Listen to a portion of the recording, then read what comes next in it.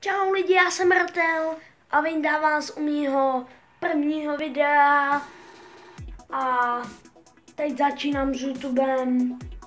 Doufám, že mě budete mít rádi, doufám, že mě budete podporovat.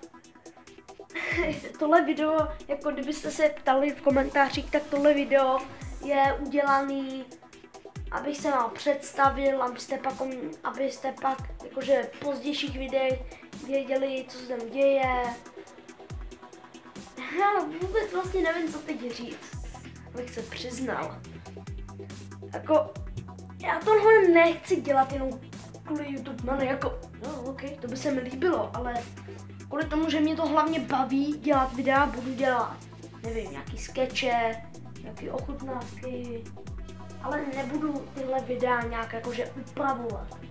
Já chci zase jakože přiblížit k těm prostě sračkám, časům, kdy jsme neměli tyhle ty prostě vychytávky Sony Vegas a tyhle ty, takže upravovat videa nebudu, ale budu je prostě tam dávat jenom písničky, když tak to nějak postříhám, mám nějaký efekty, když tak, kdyby bylo potřeba.